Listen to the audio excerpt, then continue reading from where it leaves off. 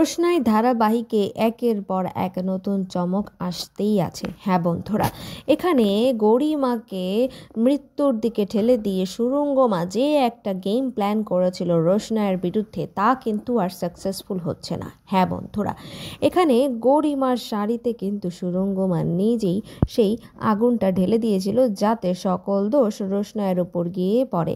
আর রোশনাইও এখানে কোনো কিছু না বুঝেই নিজে ফেঁসে গেছে। এখন আরণ্যকও কিন্তু বিশ্বাস করতে পারছে না যে রোশনাই এত বড় একটা খারাপ কাজ করে বসবে।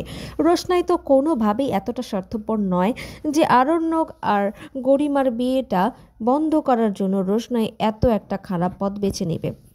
আরণ্যক রোশনাইকে কিছু না বললেও রোশনাই কিন্তু মনে মনে ভীষণ কষ্ট পাচ্ছে, কারণ আরণ্যক কি তার সম্পর্কে খারাপ ভাবছে কিনা এটা তাকে অনেকটা যন্ত্রণা দিচ্ছে। এখানে কিন্তু সকল কিছু প্রমাণ হয়েই যাবে। হ্যাঁ বন্ধুরা, এখানে রোশনাইয়ের বিরুদ্ধে যত অ্যালিগেশন ছিল সব কিছু এখন আরণ্যক কিন্তু মিটিয়ে ফেলবে।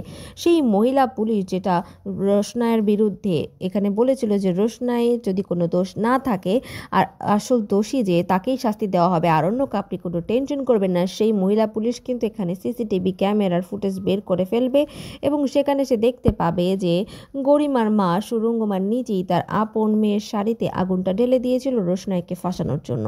এবার আরণ্য কিন্তু সেই সত্য নিয়ে এখানে সুরঙ্গমাকে ঘাড় ধাক্কা দিয়ে তাদের বাড়ি থেকে বের করে দেবে, আর তারপর রোশনাইয়ের জন্য সে